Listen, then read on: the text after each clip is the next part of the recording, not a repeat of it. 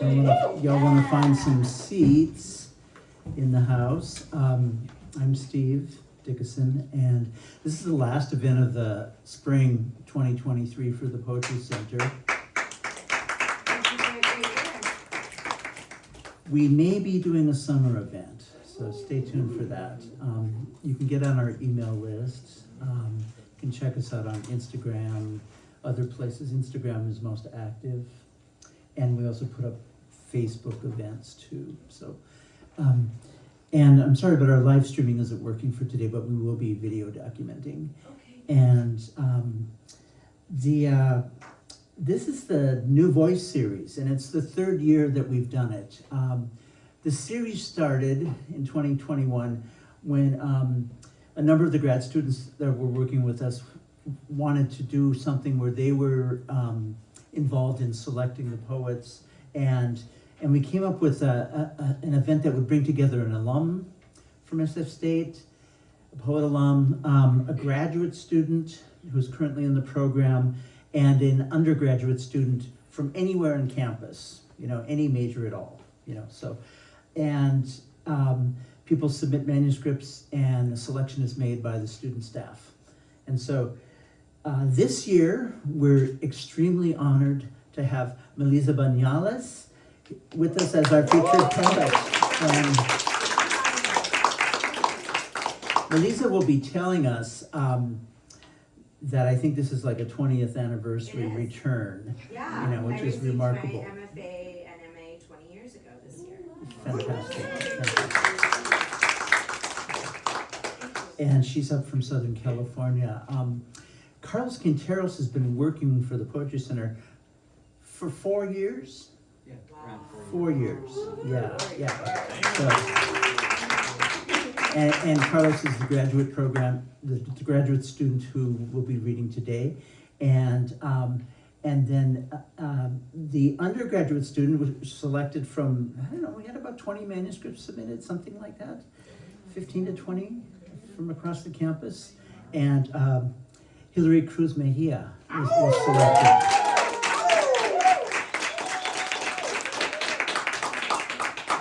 So you can see the 2 prior years in video online if you go to the Poetry Center and go to our archive.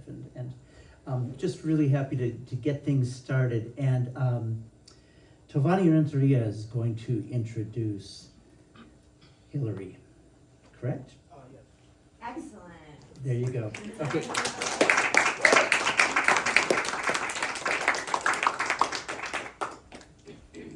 Hello, good evening, everyone. So I'd like to introduce Hilary Cruz Mejia. They are a student here at SFSU, and they also work here as a tour guide. And they are currently studying Spanish literature, and they will also be continuing their education in the master's program here at SFSU.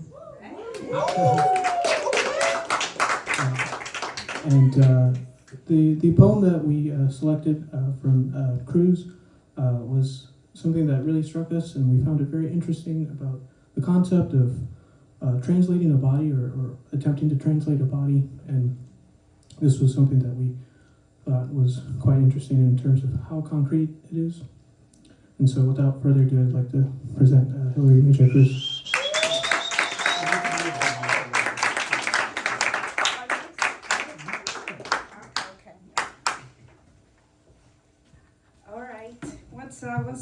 What's up, yo? Yeah, I'm a tour guide. Yeah. I tell people where the Poetry Center is. I know, not a lot of people know that there is a Poetry Center, not even the tour guys. And I'm like, yo, there's a Poetry Center, and there's archives for a long time ago, so check it out. Right? So my name is Hilary, pronounced as she, they. Damn, I'm nervous, I'm excited too. I'm studying Spanish with concentration in Latin American studies and LGBTQ studies, finding that intersection. I'm in the blended program too, so that's why I will be continuing my MA in Spanish for next year as well. This is one of my favorite poems. It's called Untranslatable Body.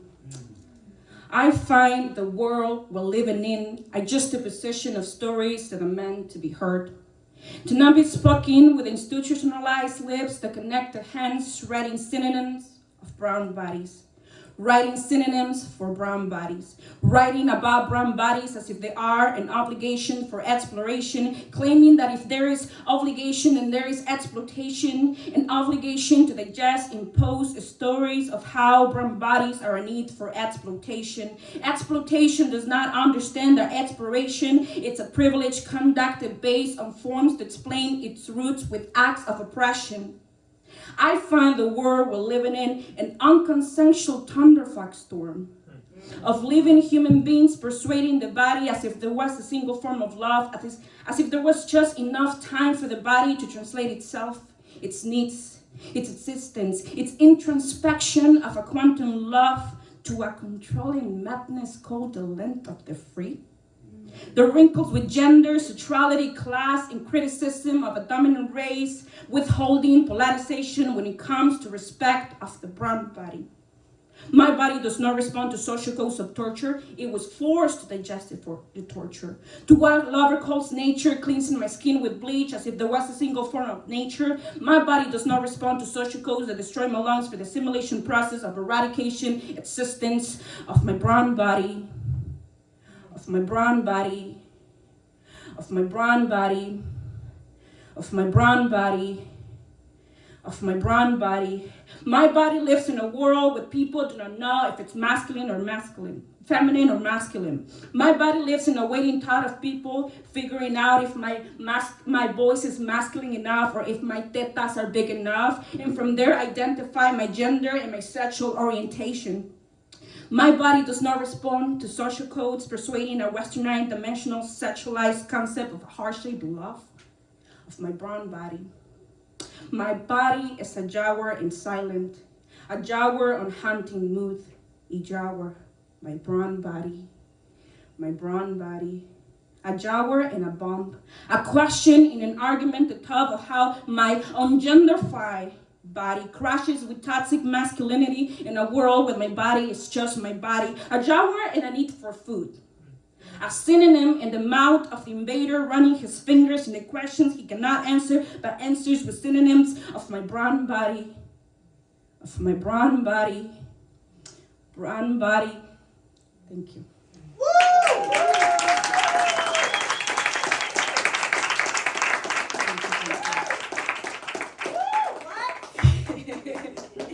Oh, Meliza Bañales says what?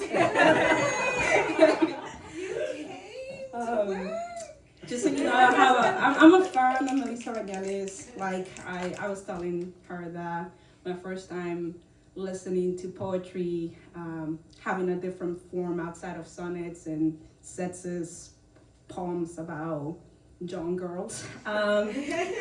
Was with her poem "Do the Mad," and that beat it's still on my heart, and I think after I heard that poem, it just became part of me. So I don't know, I'm excited.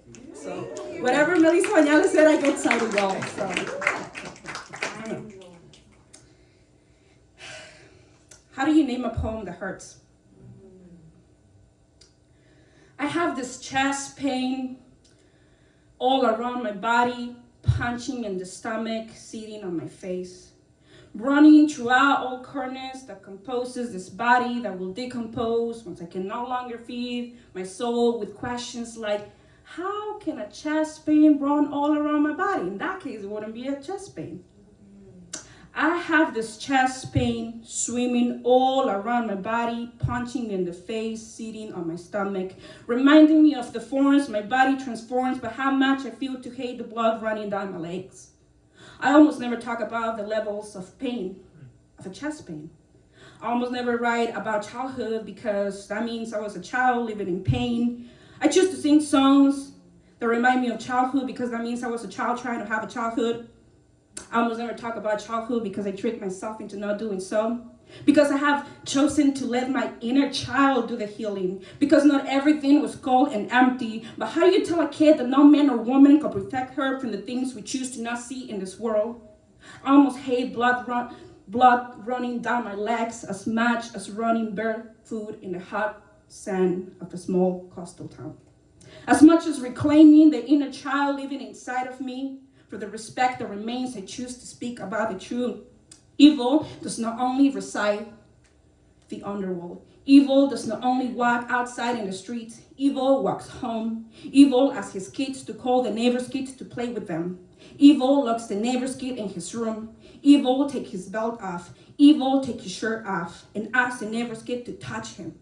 Evil and the kid get out of the room and tell the rest of the kids to play. Evil does not only reside in heaven, it walks free of impunity, consequences. Evil is no longer just men. Evil holds a pen, a family, a job, a future. The kid grows to try to have a pen, a family, a job, a future, but kid is in pain. Kid does not want the thing evil crave. Kid now lives in the body of an adult trapped in intersectionalities that no longer make them the same kid no more. I have this chest pain, tattooing all around my body, sitting on my stomach, punching me on the head. Thanks.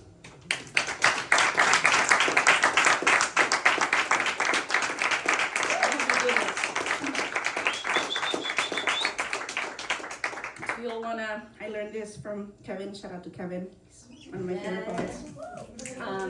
If you wanna take a collective breathe with me, 'cause I know some shit that I do say it's, you know, it is, so.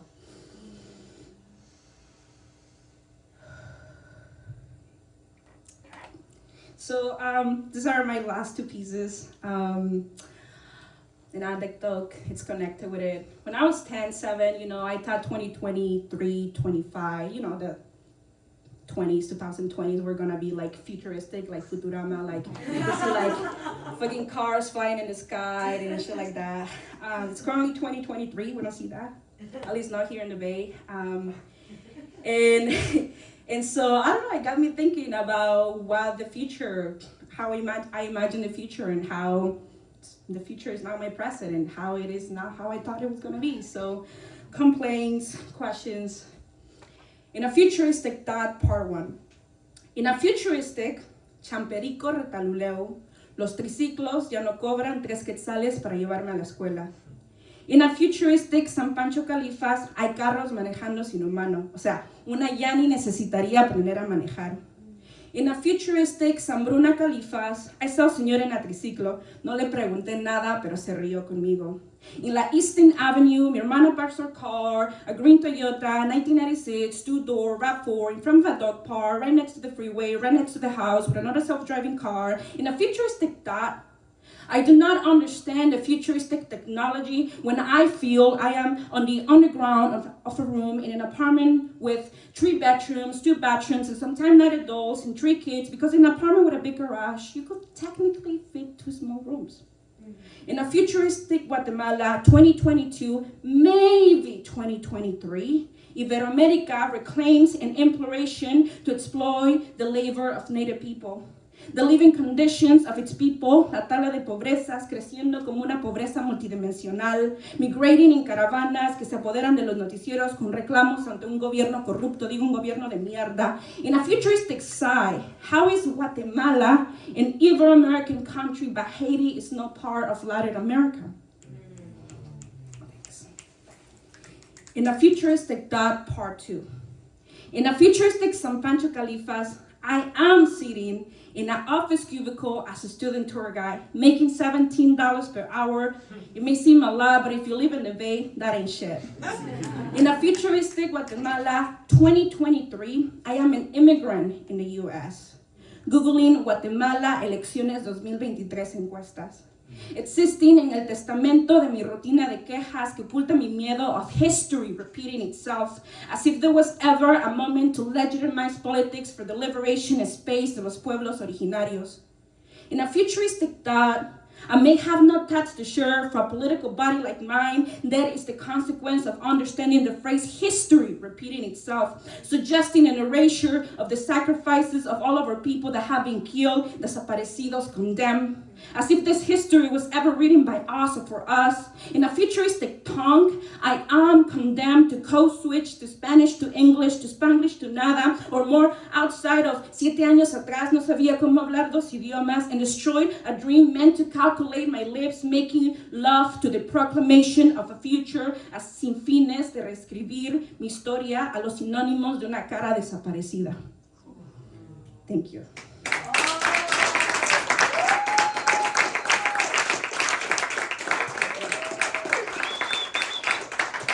And with this last poem, I do want to make some voice about what's happening in Guatemala. A lot of people don't give a shit about what's going on in Central America, but you should give a shit. The daughter of Rios Mon, who is the former dictator who committed fucked up genocide against Native people in Guatemala. The daughter of him is running for president, and she was allowed, even though the law said that nobody familiar to him should be allowed to run for president. But she is, and she is around third or fourth place right now. And so that's where we are at the moment. So thank you, everyone.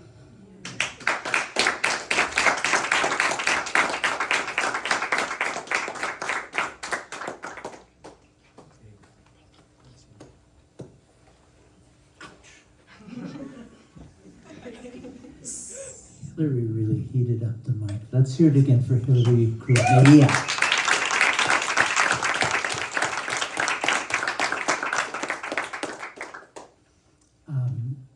I have the honor of introducing Carlos Quinteros III, and I introduced Carlos as a friend, and that happened pretty quickly after he showed up here as an undergrad, and started working with us, and became not entirely indispensable, but I don't know what we would really, it's one of those situations, don't know what you would do without him. It's really just been holding us together for that long. And so when Carlos went into the MFA program, he decided to stay working with the Poetry Center and helping us. I was going to bring up,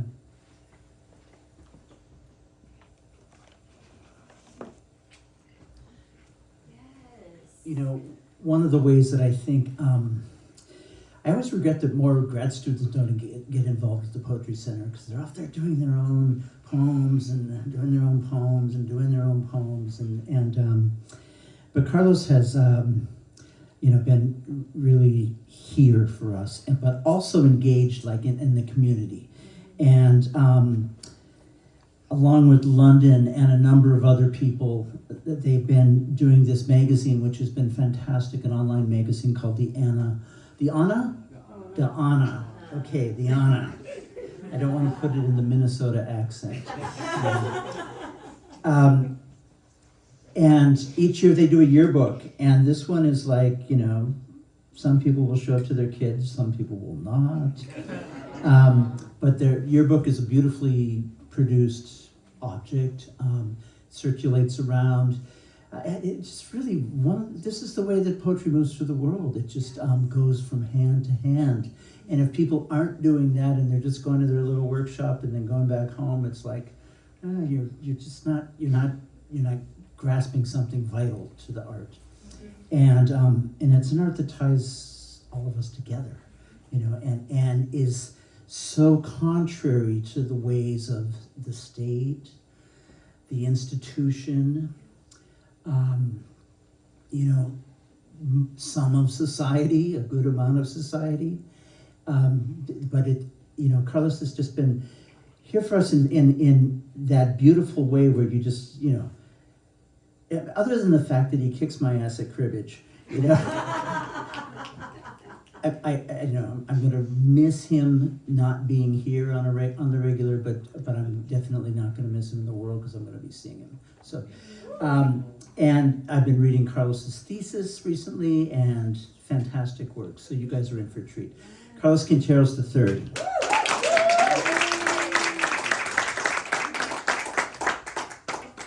Hey everyone, thank you to everyone being here.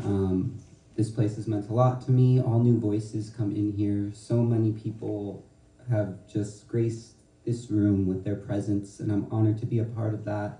Steve and Elise, I love you both. You've been the best to me, and it's like hanging out. And I've learned more in these two rooms than in almost every class, unfortunately, in school. Just a little context. I will be presenting some of my thesis. It's investigating the intersection of identity and academia. I've been in school pretty much my whole life, and a lot of erasure has taken part of that. A lot of claiming on my identity has taken part of that, as well as the ANA has been claimed by the institution. So the work that we all do for ourselves is continuously claimed by other people, and I want my work to remind us that we're here for each other and you're here for yourself, and I love to reaffirm everyone. So thank you for being here, and I'll begin. Class notes number 1. In a sink or sin society, the worst is yet to come. The past is not linear. Some dates outweigh the years, months crumbling out of the calendar. The mutilation of each day deteriorates the bones of hope. As humans, we are solar panels, hydro-powered, and wind turbines. Natural energy surges through our bodies, zapping the heart's core. Stripped of worth since birth, to whom do we owe our lives? Disciplined into believing daydream is a disease. Minds of inexhaustible possibility shut down by imperial condemnation. Children gate-kept behind the bars of education. Let them sharpen their blades of their knowledge and let the sparks fly. Class notes number 2. Glottal stop corrupted throats, spitting fictitious fricatives, authoritative linguistics, kill, low, need, lull, combat, mass occurs, terrain, terrain, terrain. Storm clouds, buzzwords, kettle screaming, liquid reaction, caught up in language, gauging intelligence, circumvent labyrinth, no one comes out alive. Mending bricolage before my time is, finding new joys through suffering eyes. You've chopped off our hands and now you want our tongues. This is still a farm, dust, seeds, crop, dig, plant, pick, a lifetime of robbery, forcing bodies into a systemic pretzel, bending and twisting for wallets, ID, credit cards, business cards, family photos, coke, pills, money, mercy, all at once. Learning your language too. Grandpa spoke Spanish. His son deported it from the shores of his vocabulary. English only, accents discouraged. Grandpa had a decent job. Grandma also worked for a while. Grandpa was written about in local newspapers. He was an example, the token, for an imported arcade game called The American Dream. Grandpa never got promoted because his English was too poor. He spent his nights in defeat scrubbing his children's tongues of any taste they had left for home. Bureaucracy had finally found its eraser. Rolling R's came to a halt. The son memorized his Pledge of Allegiance, rarely speaking Spanish until completely letting go. But Grandpa could never let go. El Salvador was his home. It was all he knew, even in his older age, when he and Grandma took care of their grandson. The grandson could not speak in his grandparents' native tongue. Grandpa's English was still broken, so they walked the edges of conversation. But when Grandpa talked about El Salvador, he couldn't help but speak Spanish and get a taste of his homeland. He'd tear up as he talked himself into a dream, while the grandson just sat there, not understanding a word being said. It's called Stick Up. There's a robbery in progress, emptying generations of their pockets. The stick-up has lasted over 400 years, from carnivorous conquistadors, champion soldiers, exonerated explorers, Hollywood Confederate cowboys, malicious media, perverted police, pious professors, piranha presidents, predatory priests, sadistic slave masters, sanctified senators, zombified civilians. The list of assailants goes on and on and on, and this vicious cycle, full throttle, hit and run, indigenous genocide disappearing in the rearview mirror, blood-hungry executives, power drunk, driving with the country in the back seat, no seatbelt, no concern, while the rest of the imperialized countries are tied up in the trunk. There's screaming, there's laughing, crying, laughing, choking, laughing, begging, laughing, gagging, laughing. America has a death wish running through the tire spikes of its own law, rubber resisting arrest, bullet fast, shooting through a nation. This is Mad Max, except fuck Mel Gibson.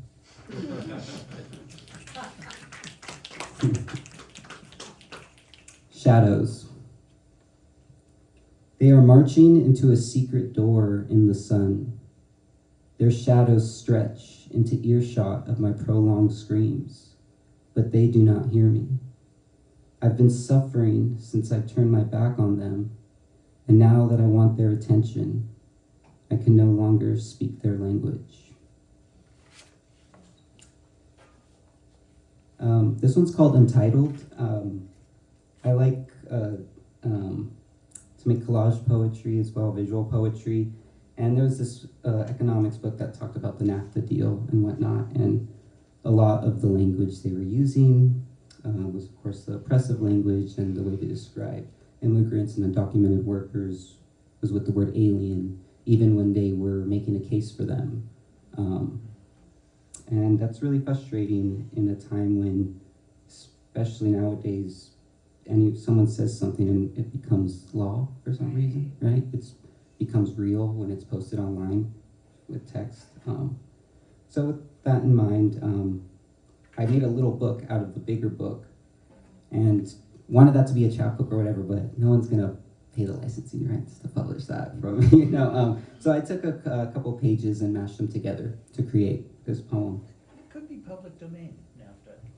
It might be. It might be, but Yeah. not the book, though. Yeah. It might be. Might be. Untitled.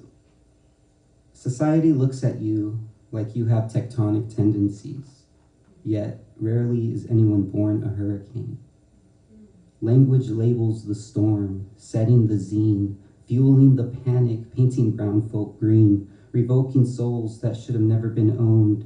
What society can't see, we do not harm. Propaganda punch cards, only phrases and slogans seem to stick. Single words do the trick, words like alien. Stripped of anything human, all features foreign and fearsome. But remember, aliens, they are infiltrating jobs and wreaking havoc on American values. Remember, but some might say, remember, aliens are not to blame, for it is the big companies taking advantage of the duty-free labor of other countries. Some even may say, remember, aliens, they work for 65 cents or less a day to pick roses that we charge $65 for here in the States. The disdain shouldn't be toward the aliens, but toward a government exploiting brown bodies for profit. Remember, the aliens, alien, alien, aliens, the aliens, aliens, aliens, the aliens, aliens, aliens, the alien, alien, alien, the aliens, the aliens, the alien, the alien. They are flowers, fresh cut flowers.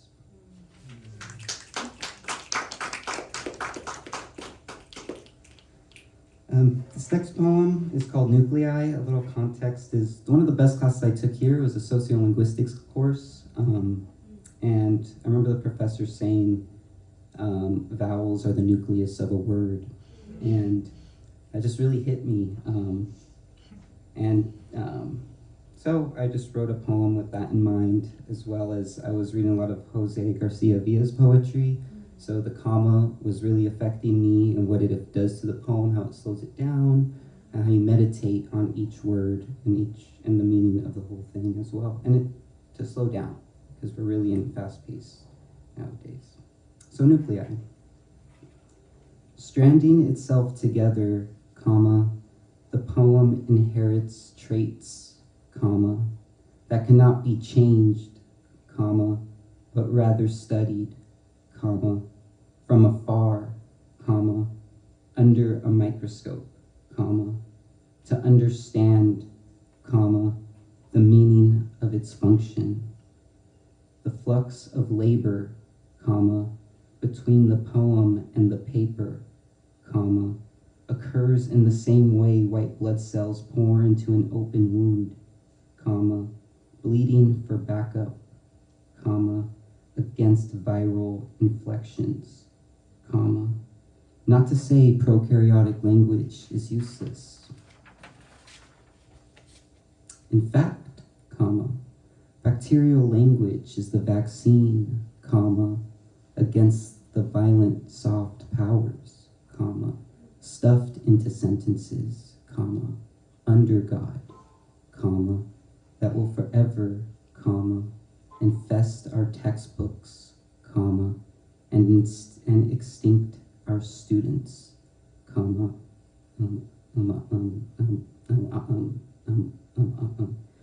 amen.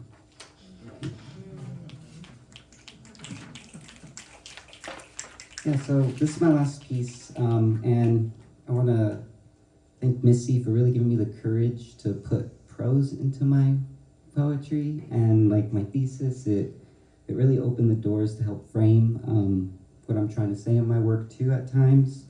And I'm going to read from one of 3 parts called Sanctioned Sanctuaries.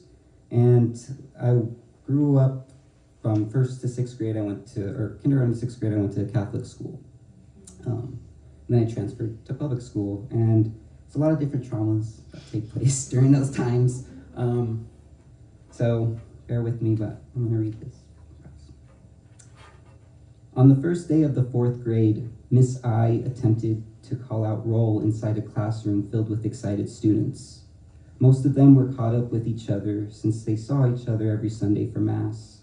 Between the swelling, high-pitched laughing and talking, students would call out after their name was called a few times. Miss I kept her patience as she continued down the list. Then the name Charles was called out, and the room fell silent. All the students were looking around to see who the new student was. Our eyes beamed back and forth, ensuring they knew everyone in the classroom. Miss I again called the name Charles. The determination on our faces turned into confusion when there was still no answer. Then Miss I tilted her head forward to see past her reading glasses and finally called Carlos, my real name. I quickly raised my hand, unsure if Carlos was supposed to be me or someone completely different. Sure enough, after marking my presence, Miss I explained that Charles was my Irish name, and she planned on calling me Charles for the remainder of the semester. I was almost counted absent for not knowing my Irish name. And for the first couple weeks of school, I would correct Miss I every time she took roll, since every time she took roll, she called out Charles. She ignored my pleas and tried to convince me that Charles was my Catholic name, and it was holier than Carlos. By then, my friends started teasing me on the playground, calling me Charles during basketball or when we played tag. Brown boys with names like Christian and Joshua would be rolling on the floor, pointing at me, calling me by my new name. Eventually, the name just stuck and I became Charles for a year. I remember thinking to myself, it is only my name. What harm can it really do? I rationalized the situation by accepting that it was my name, just a proper version. I wasn't old enough to understand my identity was being scrubbed away. 6th grade was my last year in Catholic school. I decided I wanted to switch schools in the 2nd semester of the school year. I was tired of wearing uniforms, going to weekly masses, and questioning the integrity of the faculty. Their angry outbursts and cold pedagogy were rarely aligned with the scripture and expectation we were scolded for not following. The teachers had favorites, usually their children, like the 8th grade boy who was supposed to be my guardian angel. But instead, he pantsed me on the basketball court during PE. We all had guardian angels in the 4th grade, who usually taught us about vulgar things. I begged my dad for the summer leading up to 7th grade if I could change schools. I tried to convince him of the benefits of attending public school by pointing out that he didn't have to pay tuition and we wouldn't have to waste money on uniforms. I also mentioned that the other school was a mile away from my mom's house and only a few blocks away from my grandma's house. Nothing seemed to budge. Then out of nowhere, on the last weekend before school started, he told me I was attending public school. The next morning, he enrolled me in David Starr Middle School, where instead of crosses in each room, there was American flags to pray to every morning. Thank you.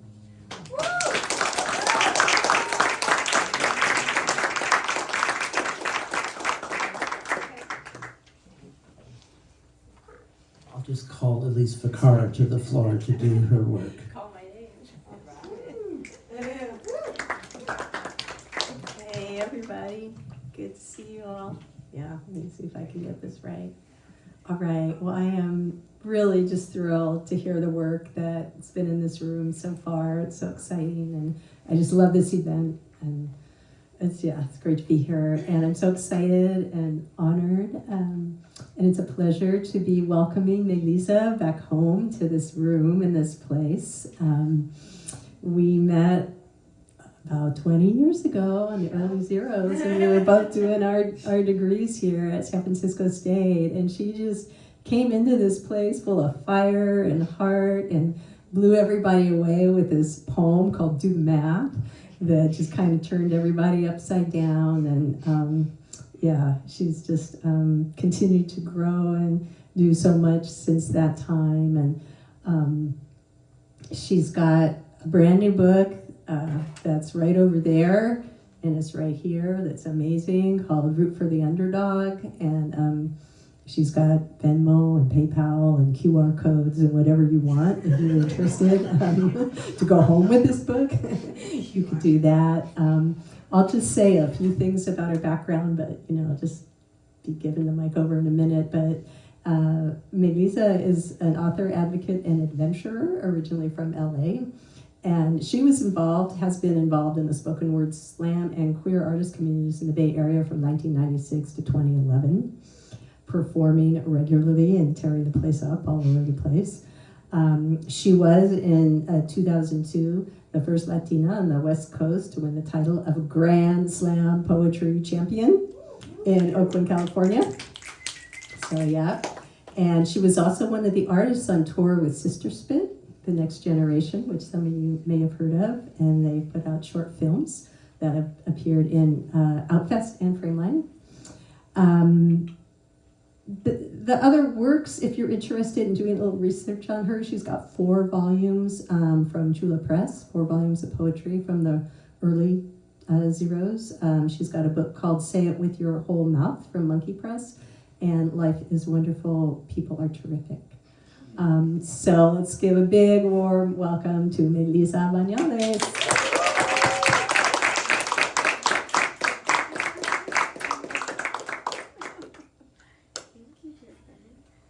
Thank you, dear friend.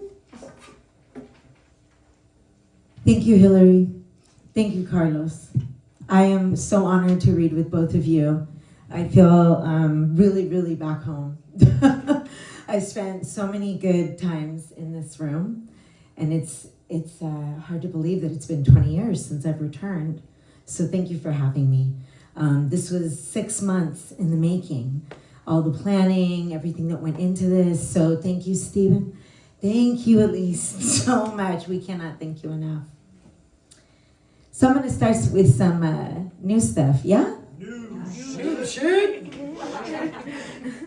There's my slammers.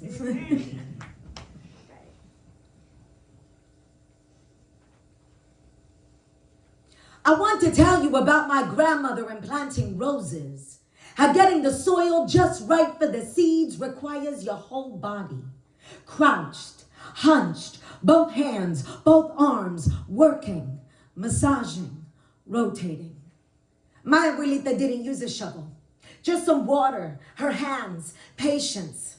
She waited for the ground to invite her. And when she slid into the mud, she went in. And in this story, I am 11 years old and I go with her. Though it starts slow, it quickly gathers momentum. And there we are, pushing, sweating, all smells, all dark and thick.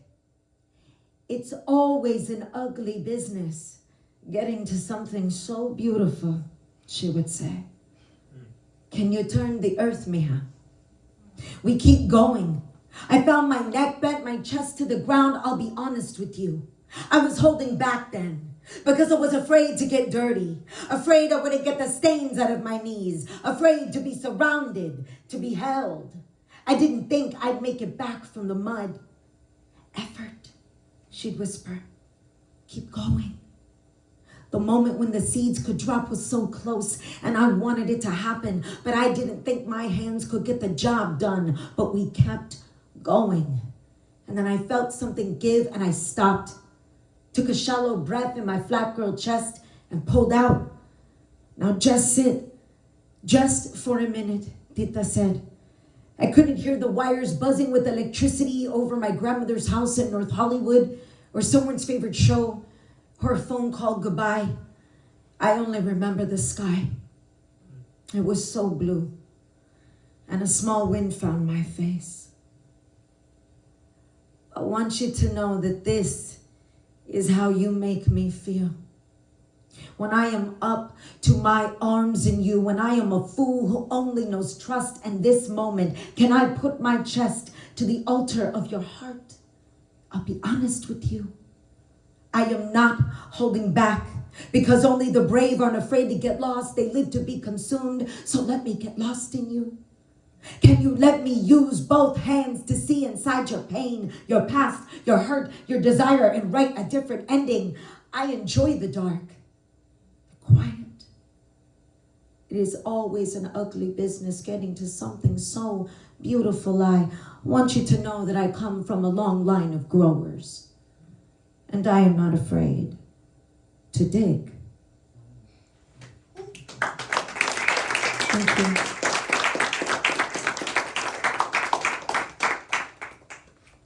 I'm going to read some poems that I wrote here in this program. Calmly walk through the metal detector. The bank. Today, it surprises you. So you decide you have enough money left over to treat yourself to a Coke, a pack of cigarettes, and a book by a writer you've never heard of. But upon reading the first 5 pages from the bargain bin on the street, you figure it's worth your time. Your steps are heavy but purposeful. You review your recent revelations. 1, the city does not own you. You own the city. 2, the city owns you.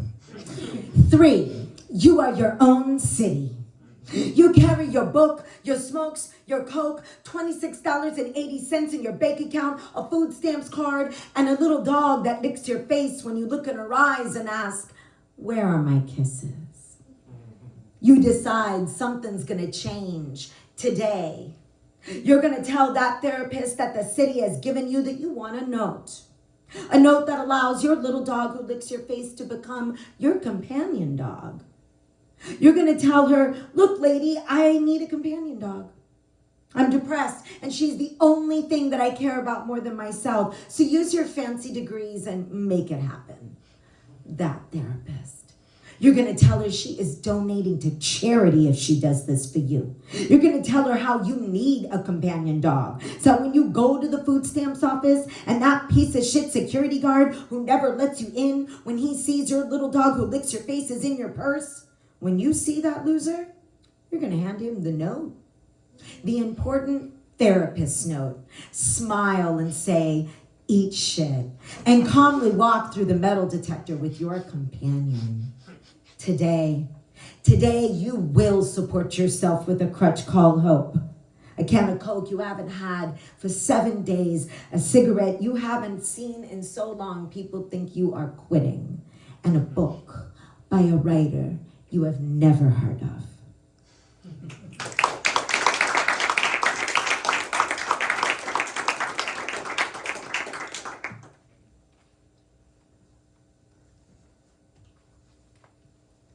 Outstanding Balance, San Francisco, 2003.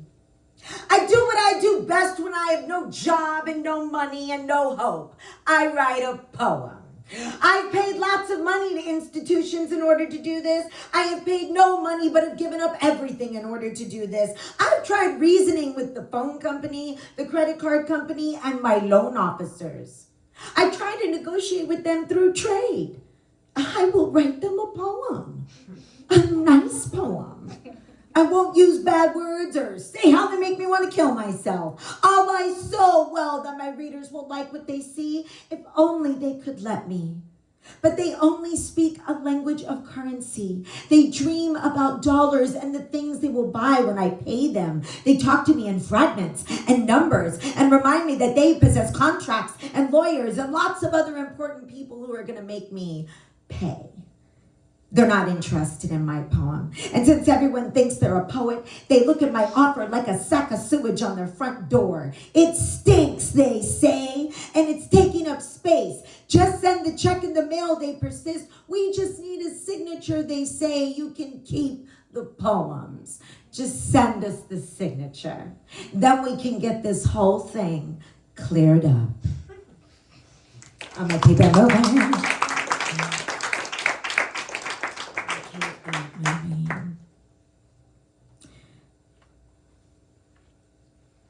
This is from a longer series. This is probably the newest part of the book, is the chapter series. And I'm just going to read a couple parts of that. 6 is about monsters, particularly in regards to trauma monsters. If you are not familiar with that term, it's the idea that survivors of trauma ride a fine line of being victim as well as perpetrator. That there is certain traumas that cause so much pain. That there's this monster that doesn't look like a monster at first, right? Almost looks like a coping mechanism or something that we have to nurture. But eventually it's a part of us that's unhealed. And so my mother is Scottish and Dutch. My father is Mexican and indigenous. And in both cultures, they always say a prayer to say goodbye. So you're banishing something. So 7 is a prayer to banish. 6, of course, you still have monsters under your bed. After all, monsters truly understand you. Of course, monsters still scare you. They're monsters. They're prone to grabbing feet, little pinches and growls in the dark. But when you are alone and he hangs up, he always hangs up, and you are on the bed thinking now. When you are looking for the pills, garage door opener, pen, kitchen knife, bathtub, more reasons, more daring. When you stop daring, before you can even take a step, the monsters put a large green taloned paw on top of your right foot. The monsters hold it and shake it gently. When you gaze down at your foot, it looks like a face shaking. No.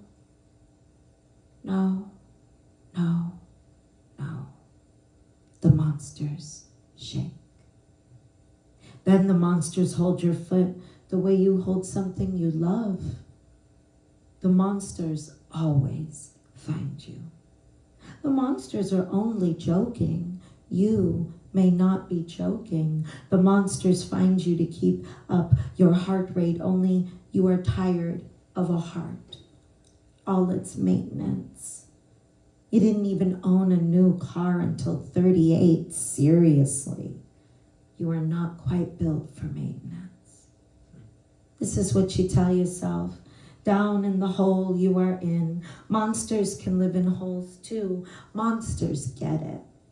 The green talon paw takes a single digit and strokes over your high arch.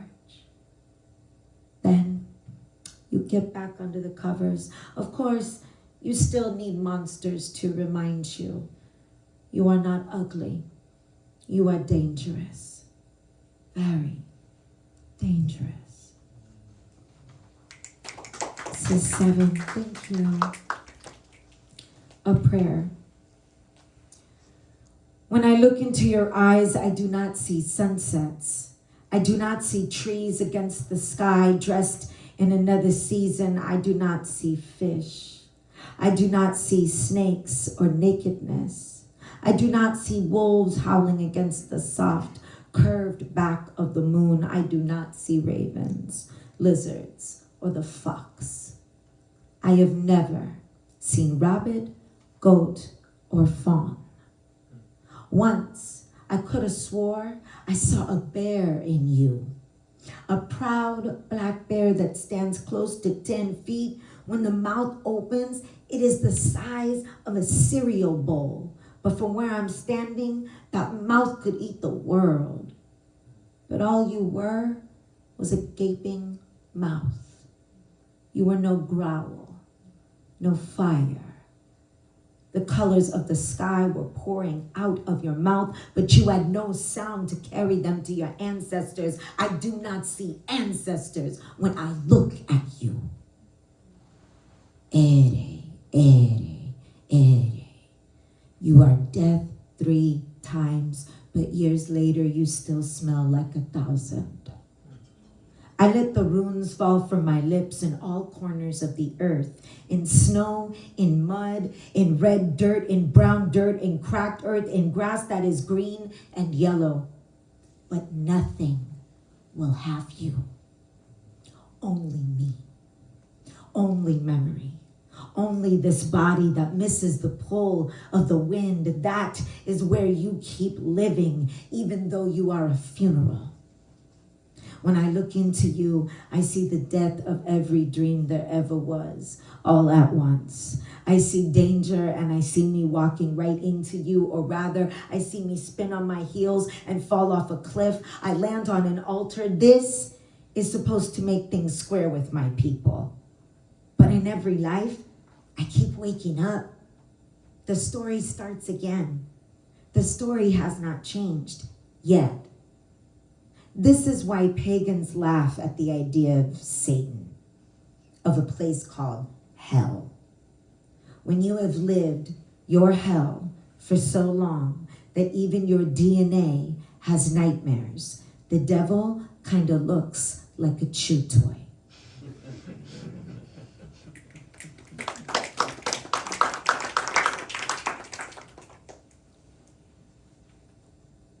So one more heavy one and then we'll lighten it up.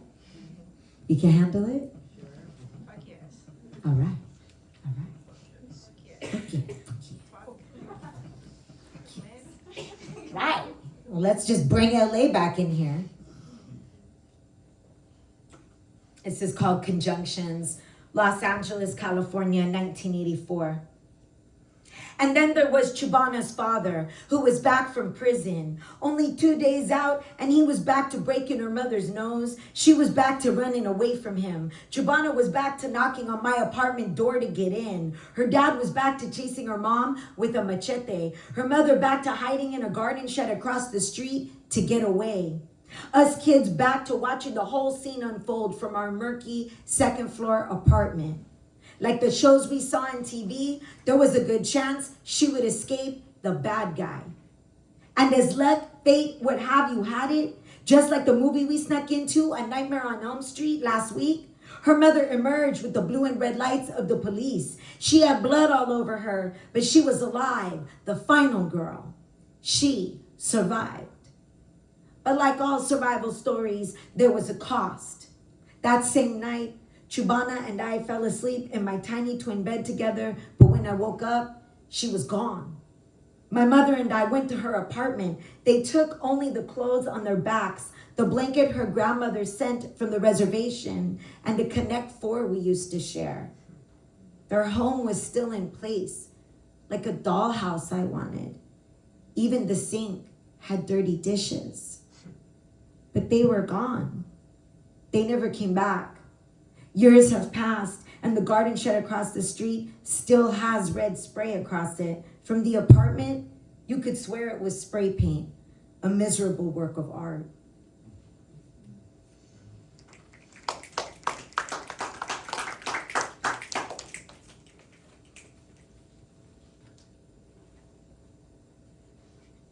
In 1997, you read in a bar on the border of the Mission and Folsom. You read with a group of women everyone wants to sleep with but are secretly scared of. You are noticed by now. People might even say you fit in. You make friends by telling your sad truth, only you are not sad. You are alive. And the truth is whatever you say it is. And if it sets you free, fine. And if it only exists in a story, then at least you tried. Every show and reading feels this way because it is still safe to be wild and free and young. These things don't cost much money yet. Of course, you take them for granted. The bar is gone now. You look at the cream and beige condos now standing. Once it was dark and lovely. You climbed up an illegal smoky staircase. You stood on a pool table and read at the top of your lungs to a room so full it was spilling onto the streets. And out of the windows was hot wax running out of the side of your hand. Once it was over. And there was clapping and thunder and so much noise for more, more, more. Give us more. Once you were enough. And San Francisco was a beautiful, crooked place that let you be clumsy. You can't afford these condos, but never let them tell you that you didn't live here. Woo.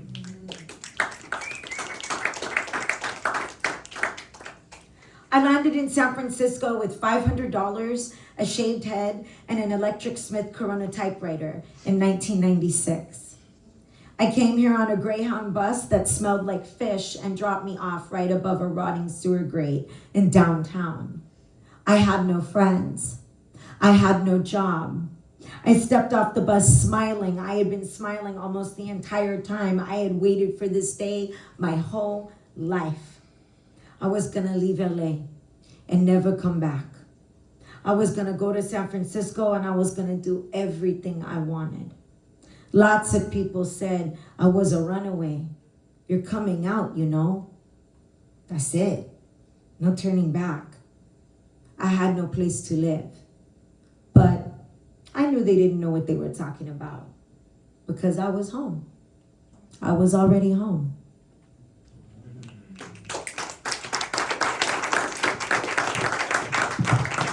All right. We have time for a couple more. Is that all right? Yeah. Thanks, y'all. It's very rare that people are like, fuck yeah, more poems, yeah. Woo! Usually it's don't kill people with your words. You have so many words. I remember I had a housemate that was like, I love you, Meliza, but you have so many words. All the time. So this poem's called Do the Math. Fuck yeah. The equation goes something like this. One white mother plus one brown father divided by two different worlds equals a daughter. Give or take a decimal, the American dream turns out to be 2 half-white children, 2 full brown children, 1 small house in LA, 4 jobs divided by 2 high school educated parents. The quality of life is high, though the means is low. The numbers vary from memory to memory, like 3. 3 times a week, I clean houses in rich neighborhoods to make my way. Folding sheets is difficult. Every house has 1 rich white lady with 2 dozen sheets times 4 beds, which equals 10 ways to fold the sheets so that they're perfect. Learning to fold sheets at least 3 to 6 ways means I can clean 3 to 6 houses a week, which equals rent, tortillas, and lettuce for the month. Going into one night a week, I go-go dance in a cage in a Hollywood nightclub. $10 an hour, plus tips. I'm only 18 back then, and already I know the equation for lust. 1 bare acid face gets a 20. 1 crotch drop earns a 50. 1 tongue licking cage bars while slowly gyrating hips equals I am the first in my family to go to college. Then there's 5. 5 times a day, I prayed through my 7-year-old body that we would lose our Spanish accent.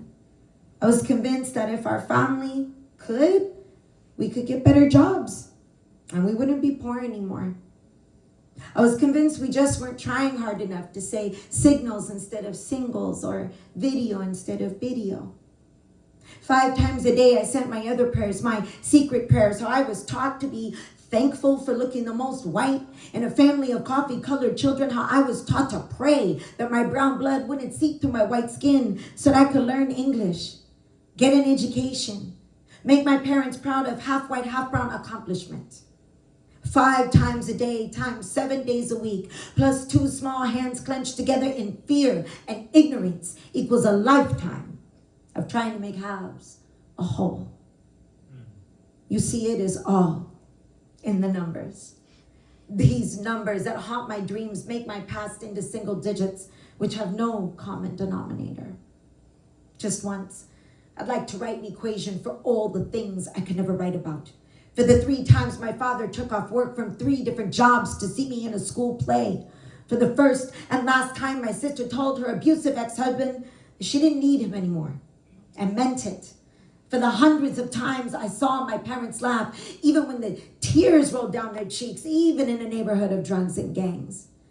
For that one moment, I did see my father cry. When I, the first in my family, received a college degree. You see, I am writing a formula for all the numbers that have fallen on me. 15 sunrises in 3 different states, 8 million breaths in 1 kiss, 185 poems in 8 years. I am writing an equation using the universal language of numbers to describe 10,000 ways that something can mean everything. It's just all in how you do the math.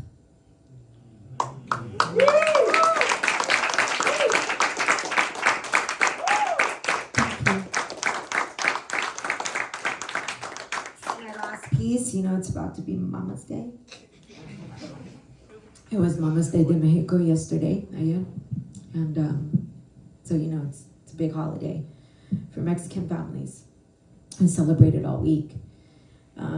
So this is a little introduction of my mom. And thank you for having me. And we'd like Hilary and Carlos to come up or stay, or because we might have questions. Come up. We can talk. I also wrote this here in this program. I wrote this in a Tony Morozevich workshop. Writing assignment, tell me who you really are. Rough draft number 2. My mother tells me that the way into life is with a fist. A boy at preschool keeps biting me, and she tells me the next time he bites, punch him. She shows me how to make a 5-pointed star go to a ball. We practice swinging in the living room to Michael Jackson's Beat It on the record player. The boy does bite again. I swing. He gets a bloody nose. My mother is called down to the school, and she takes me out for ice cream. Thank you so much for having me. This has been an amazing honor. I'm so grateful. I'm seriously so thankful. Thank you for having me. I'm going to step back. We're going to have the rest. Folks Yeah, can so come if up. we could have you guys come up, that would be great. And we'll get some chairs. We could sit, yeah. Yeah. Let's do that. Get a chair. Grab a chair. We could pass the mic around. Yeah, that's a good idea. There's plenty of coffee in the middle. Me? I'm in the middle. Excellent. Thank you. So here we are. Poets we are. Different stages of the game.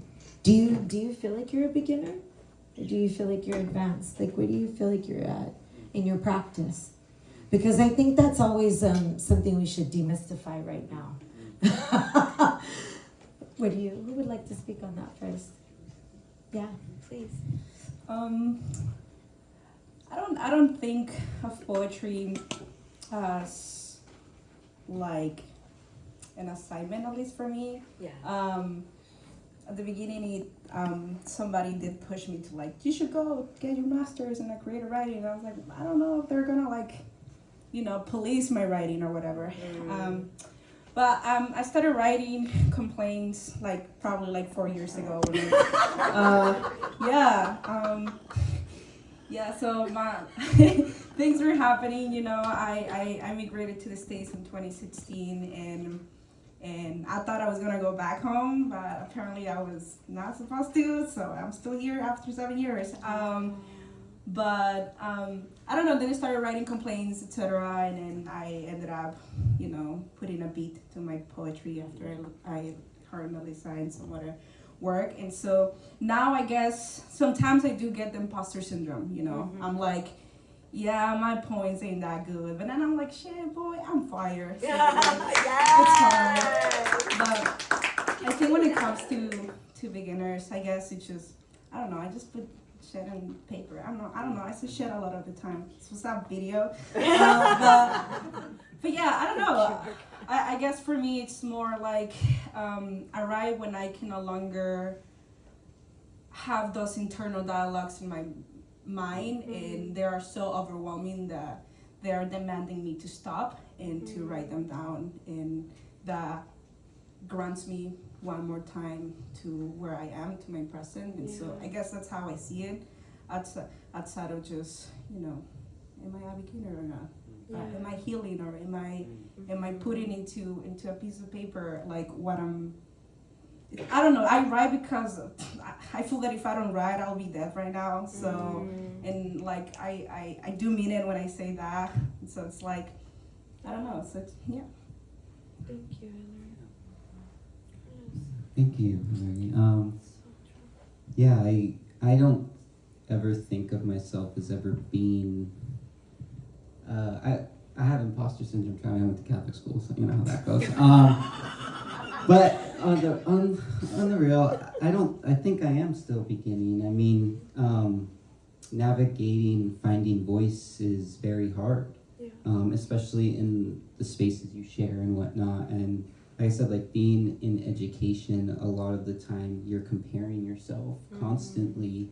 And for me, again, I don't know Spanish. I like, Earl Sweatshirt's this rapper, and he's great. And there's this lyric, and I apply it to myself. I'm too white for the brown kids and too brown for the white kids. And like, I kind of grew up with that in high school and like learning that. And after teaching a class here, composition, I really found that you have to just allow yourself to be in the moment and be on the paper and just let it all out, because a lot of people are just afraid to write. They're afraid to listen to themselves. And same with me. I wouldn't be here if it weren't for writing.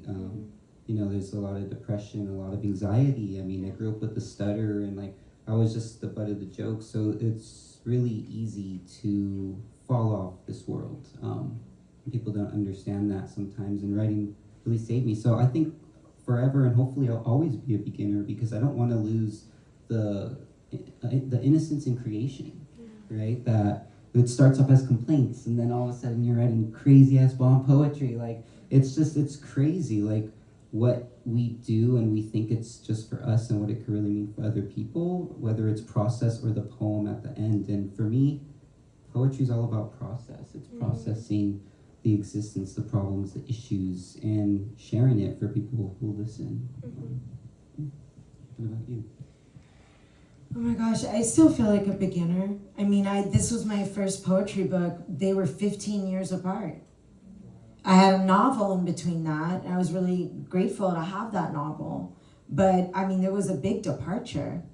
And there's always like the feeling of like, can I pull it off again? Once you pull it off once, you're like, woo! And then you're like, oh shit, we have to do this again, don't we? Oh crap. Like, it's almost like sometimes you're just focusing on that one goal, right? That one book, that one project, that one poem, whatever. But I guess like, I just realized, well, that'll probably happen. You're gonna be beginning a lot. And every book is you starting over. It doesn't even matter like how famous you get or how many books you sell, you're always starting over. I mean, people change, readers change, poetry changes. Like I feel like a beginner because these poems were from when I was in this program. So I'm just like, dang, these are from my beginnings, like my origin. There's a reason I'm trying to do that now. But it's good in that regard, because then I don't know, I stay curious, you know what I mean? I stay curious. Oh, thank you. I mean, in speaking of curiosity, I'm curious what you all, and of course I'm asking this question because I just wrote a book about underdogs. You know, do you find yourself to be an underdog? By the way, an underdog is somebody who is underestimated in a competition, but always finishes the competition. Do you feel like you're an underdog, or that maybe you're up against a lot of odds to accomplish your work? Yeah, I mean, I sent my manuscript like last minute. I was like, should I do it? Should I not do it? And then I was like, you know what? Might as well. I was like, I lied. I was like, I just saw the flyer, but I was like, actually, I was overthinking it. But I did think so. I did think so, because I know, like, sometimes, like, there's, like, Medicine for Nightmares. Shout out to Medicine for Nightmares. No shit.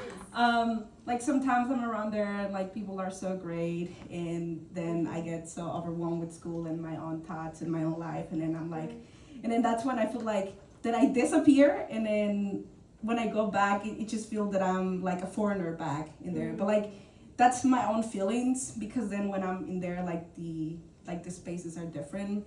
And I'm talking when it comes to like sharing my poetry with in spaces, you know. But yeah, I did think so. I did think so. I'm like, sometimes I'm like just minding my business under like stairs in school and just like listening to music, or just like taking a fat ass nap on like the quad when it's sunny. So I'm like, I don't know. And then sometimes I do like share those things within like a small, like I try to, before I share my poems with other people, I try to share it to the wind. And I'm like, take it, bro, take it and make it all the way back home. And so I do those things. And so I do. And I like the word underdog, you know. It's a good word. Yes. That was amazing what you just said. Carlos, how do you feel? Do you feel like you're underestimated? You have obstacles that Uh, get in the way of getting the work done? Constantly, yeah, most definitely. For many things, definitely poetry. Just always like feeling like the second thought, you know, second thought. Even when I came for the program and like I was getting my papers for undergrad signed, one of the professors was like, "Oh, are you gonna go to MFA? Like, people are talking about you." And I was like, "That's nice. I've never heard of one thing. What the fuck are you talking about?" Okay. But constantly, like, yeah, just that is like, there isn't communication, and with no communication, there's no community. And as an underdog, I feel like I don't feel like one anymore when I'm surrounded in places like this. Yeah. With the ANA, right? We push voices out there, and I love doing that. I love rooting for people. I think it's great. Yeah, but same as like the way I look, my height, everything, just people look at me and go, "Oh, I shouldn't be afraid." And you shouldn't be afraid. I mean, there's something to be afraid of. But, you know, you shouldn't think less of someone for those reasons. And similarly with the poetry, like, I have a typewriter, actually. I have an Electric Smith Chronic, actually. But I love, and for me, it's really hard to express myself sometimes, and the typewriter really helps materialize my emotion on the page and whatnot, because it tracks my emotion as how hard I'm hitting the type keys and everything like that. So in those moments, I feel really empowered, right? And then I come into space and read, and although everyone's friendly, like, all those feelings of being underestimated just sink into my gut. And then my stutter comes back, and then now I'm just tripping on my tongue over and over again, and it's like, oh, here I am again in the same spot when I was 12. So essentially, I don't shrink in size because I've been the same size since I was 12, but inside I shrink. But yeah, it's so great being the underdog though, because you surprise yourself constantly. Yeah, That's the beautiful part. Agreed. Well said. Well said. You both brought up how your work is doing something in the world. You know, as a queer writer, like, people are always asking me that. Like, when you came in as an MFA, or when you decided to be a writer, were you always a queer writer? Fuck yeah, I was always a queer writer. There was no other avenue. I was telling queer stories from day one. And I tried to tell what happened because I'm also a gonzo writer. So gonzo's like, you're in it and you're there to really report on that experience, as a participant. So I just felt like, well, yeah, I'm a queer writer, but as I grew into writing, I realized what that really meant. Like my books are banned, and that might sound really cool, but this is like getting wild with banning books and what we're facing now with LGBTQ people, the Don't Say Gay law in Florida, that really just gets rid of every book that has to do with those words. And you don't have to speak on it as a queer person if you're not queer or anything like that. Just speak on it. I'm curious, how do you identify as a writer? What do you see your work doing in the world? Because I'm so flattered deeply when you're like, I saw you and then I wrote this poem, and I'm like, that's amazing. That is incredible. But there is something really powerful about a book and what it does when someone has this document that they have, okay? Because Hilary has an experience, right? You saw me and that was awesome, but it's still an experience that you will curate, that you will make prettier, because that's what we do with memories, especially ones we like. We're like, oh, and then the air was even sweeter than I remember. Yeah, let's add that. But a book is very firm. And so I'm curious, books are becoming dangerous again. Really dangerous. What do you see your work doing in culture? What do you hope it does for people? And it's okay if you need a minute to think about that. It's a big question. But you're both going out into the world with degrees, with education, with training, in craft. So I hope you know that you're going to be a writer a lot longer than people who don't have training in craft. I'm just being honest. It doesn't have to happen in an MFA, right? You could have a mentor. You could work your ass off doing the slam for years and years and years and just harness that. But know that you will do this longer because of your training. So what do you think your work is doing in the world? Who do you hope it reaches? I think one of the reasons why I started sharing my work, because my work has been there for some time, but sharing it, I think one of the big things learning in some classes is about Central American voices. And also learning about my own country's history, because I was, thinking most of the classes in community college and university, right? Some of my classes my professors allow me to be very creative in some of those classes, writing my research papers about a cultural object that I want to write about, right? And with that, I allow myself to learn, to dig more deep in the history of literature in my own country. And I came to realize that poets have been killed, exiled, and there still are, and then so I think then sometimes I get scared because I know as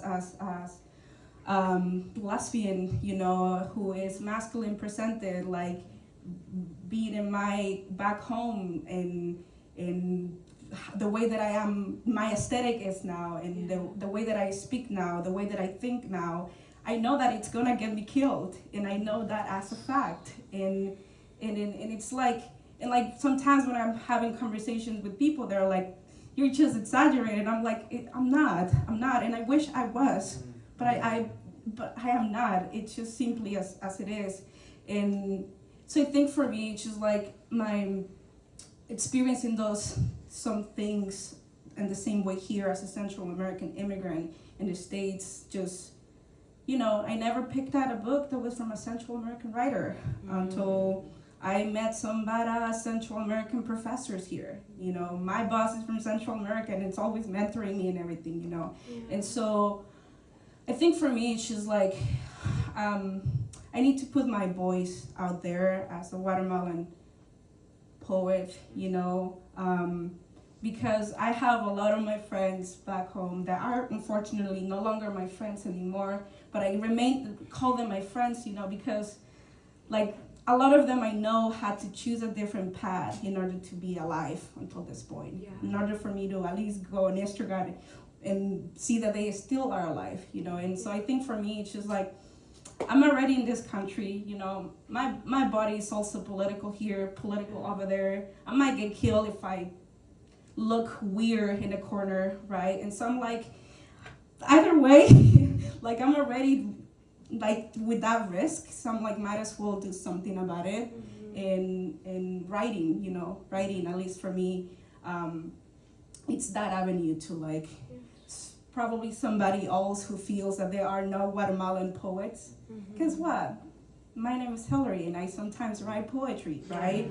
And so like, and the same thing with other people, like I go to other spaces and they're like, I'm from Guatemala, and it's like, it's not just the fact of being there, but it's also the connection with the literature, of how like we don't learn those things over there anymore, because even in university right now was being held back by students for a long time and still is very corrupt at the moment. but so at least for me, it's just like, I might as well do it. I might as well leave something for whoever wants to pick up on it and deconstruct it, destroy it, maybe argue that what I'm saying is wrong, or what I'm saying has some other perspectives to be seen or addressed, and that's great, I want to learn too, because I know some things that I say or that I think are not the best, because I'm still learning all of these things, right? Yeah. So at least for me, it's just like, at least being like, okay, I said a word in, I don't know, adultify, for example, right? And then on a poem or anything, and someone hears that word and are able to come out with something more beautiful with that. So I think for me, just being able to build a lineage with my Central American poets and writers that most of the time are shut down and killed. So yeah. Hilary, thank you so much. That was beautiful. Way to share. Thank you. And I'm loving your work in the world. I mean, I was changed. Meliza Bañales said the shit. Are you kidding? I was mesmerized by the power of your voice. So, very excited to see more. Carlos, how about you? What do you hope your work's doing in the world, or who do you hope that it reaches? I hope that my work reaches students. So by that, like, I don't want to be like big, widely known or whatever, but I want to just reach students, because there's so much attitude of being deficient as a first generation college student, as well as the idea of college even being the right path for you. I don't agree with that, and I appreciate what you said about, you got the degree, you're going to be more in craft. And my philosophy is, if anyone just put their pen to the paper, they'll be amazing writers, because you need to hear that, and you don't hear that. And so I want really my poetry to reach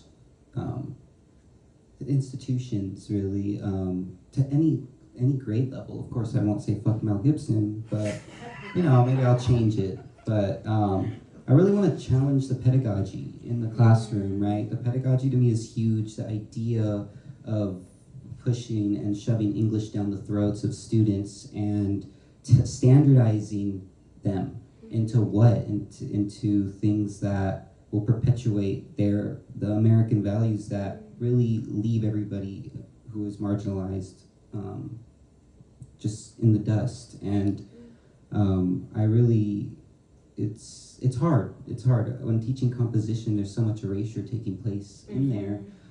It's wild. There's students who don't want to write because they're scared of their own voice. And I shared Zong by M. Narbesi Phillip to them, and she destroys this legal text in the book. And my students, they were 18, fresh into college, but I wanted to show them what they could do with language. I mean, we all look at language like it controls us, but we control language, right? Like, no one could take that away from us. No one could take away the voice in our heads. And so I really want to reach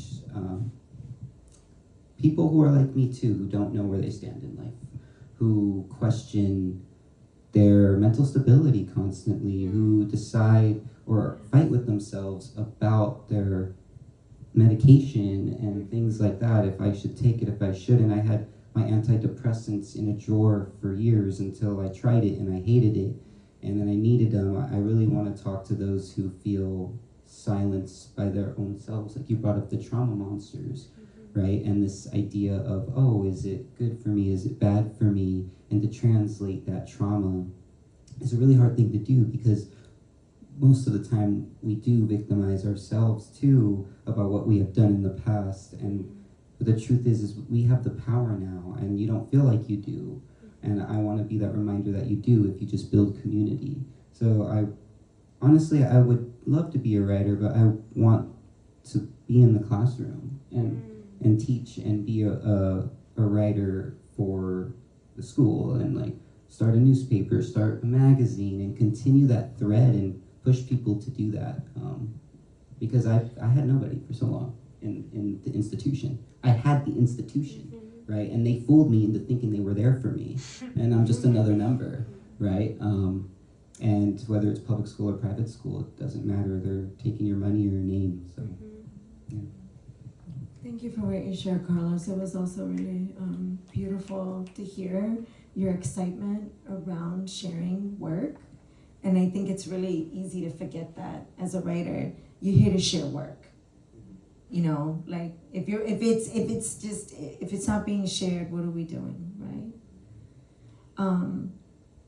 We do have time for a couple of questions, if anyone has any. For any of us. Yes, Mom. Hi, each of you has been involved in poetry in the San Francisco Bay Area. And I'm wondering, do you think that a poet working in the San Francisco Bay Area has a unique role to play in the world of poetry? And if so, what is that role? Thank you for your question. May I answer that question? Because I was a San Francisco poet for 15 years.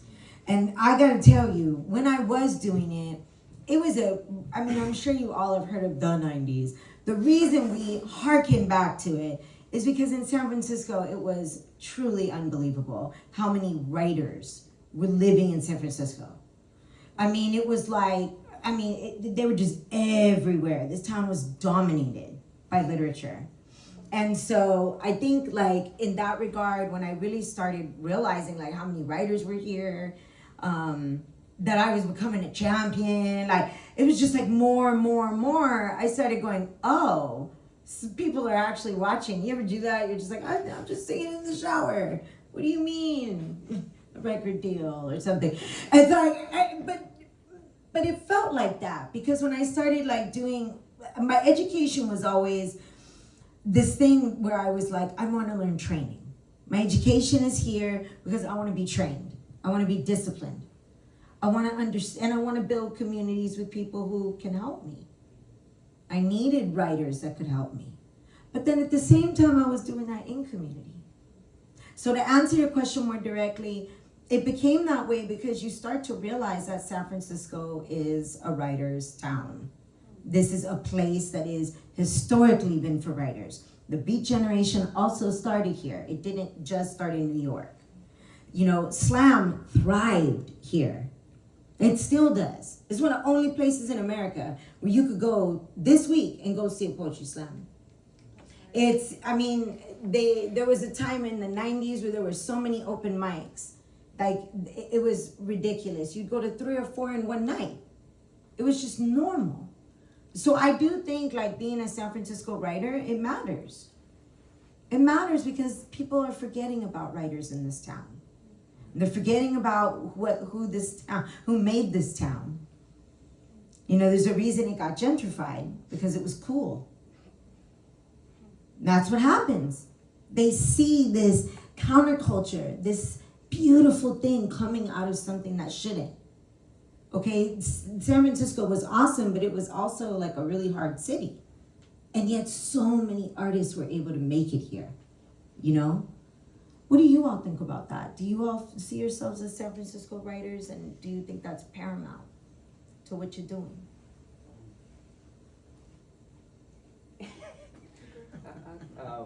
Yeah, I do think it's paramount. It's funny, I actually work at City Lights. Okay. Yeah, so you get a lot of the old heads walking in there, right? Yeah. Old heads. Yeah. And it bums me out sometimes, you know, seeing them and their attitude. And they think it's still alive in North Beach. Yeah. And I always it's important though to know that history.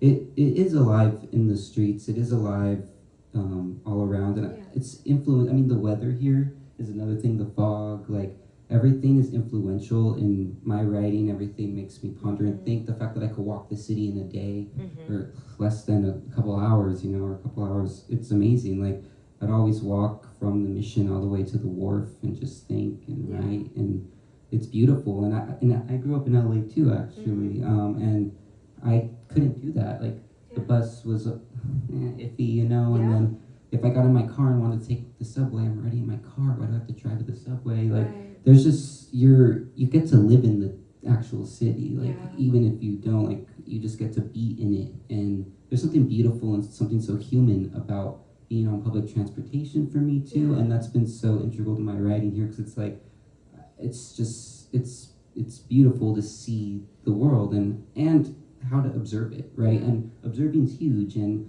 I love observing the world, so I love this city for that. But I think it's definitely losing its magic as it's gone. I've been here since 2016, you know. I lived in Oakland for a while, and I want to move back soon, but yeah, San Francisco is just, I mean, even Ingleside, right? Like Ingleside looks horrible right now with the ugly gentrified buildings. But I think it's important because the history is here, and the history is still being made. Yeah. You know, things are so progressive here in a lot of ways, and a lot of ways they aren't. But one thing for me was a lot of the professors I've met here are definitely like willing to mentor you and help you move forward. But then a lot of them aren't, and I won't name them, but you know. So yeah, I think it's important for sure. Yeah. And I'll just say too, like, I would have, and to just add to what you're saying, like all these elements of San Francisco, one of the biggest elements of my experience is being queer. I came here to come out. Like, I need that to be made so motherfucking clear. I came here to come out, to not return. Like in the 90s, everybody that came here was coming out. They were either an orphan or a runaway. I cannot tell you how many people I met, totally disowned, had nothing to go back to, or had just been on their own their whole damn life. And like, this was the Holy Land. It was truly incredible. I would not be a queer writer had it not been for San Francisco. Like, I really do want to make that clear, that I do connect my writing deeply to that part. Now it's evolving. I'm in LA and I'm becoming this big queer writer in LA, and I'm so honored. But it started here, because this was the place that was housing all the orphans and the runaways and the weirdos. And that you could just be a weirdo and be here. There was something magical about being together in that origin, you know. And it's no mistake, all these queer writers, we came up together. We happen to be in that same, you know, even if there's generations, mixed up in there, it's all from here. There was a lot of permission. So I want to make that clear too. We're running out of time, but I would love to hear from you if you have anything to say, Hilary. Because you know we want to hear it. Well, I guess connecting to what you were saying, I mean, I do identify as queer, and but connecting to like being I forgot the question, but now I have it back. Yes. I think at least for me, it's just at the same time I think of how I am able to be visibly queer, you know, and how I am also at the same time it has its pros and cons, right? To be visible with poetry, to be visible with my thoughts. It's something very intimate and very vulnerable. And I think parts of being so open or being able to share my work, it's the community that I have been able to find in San Francisco, in different areas of the Bay, just in general. Community college, I went to community college and I made it out of community college because a lot of people in the community were helping me out. Shout out to Lucia Meyer. I freaking love her because lucky, she got me hooked on a lot of things of the famous word networking and things like that in school and all of those things, so it's I'm grateful. I think when I think of San Francisco, I think of all the people that have been there. My blood family, all of them pretty much are back home, and all the family that I have been able to create are here, have been the ones supporting me all the way here. So I think my relationship with San Francisco, it's just, not with just San Francisco, but the Bay in general, I think I cannot imagine myself living somewhere outside of the Bay. But, am I going to be able to afford it eventually, right? Yeah. But yeah, so I don't know. I think at least for me, it's just it's dangerous at the same time, but at the same time, it gives me the opportunity to be here, to be in front of you all right now, and never imagined I would be doing this, 6 years ago when I immigrated, I was like, bro, I thought I was gonna be working 3 full-time jobs all the way. And, got school paid out with, scholarships and people teaching me how to write my essays, because I don't have the cash to pay for school, and so so I think, and I'm learning a lot too about San Francisco because there's a lot of history that I was not even born to, or my family doesn't even relate to this history, right? But now I am relating to this history, and so it's interesting. I'm still enough, I'm still seeing myself from the outside of my body when I'm in San Francisco in a way. I don't feel that I am embodying the act of living in this place because I still battle with my own feelings of displacement. But I'm grateful. I'm grateful to be surrounded by people, and I think that's what I love about San Francisco, the community, and how they love me so much, and how much I love them. So yeah. Nice. Oh my gosh! Thank you so much, Carlos and Hilary. And me. Thank you, everybody, for staying. There's refreshments. There's books. Thank you, Stephen. Do you have announcements? Poetry Center announcement? No. Thank you. Thank you for archiving us. I can't believe that I'm in this archive. It's such an honor. Thank you. Have a good night, okay?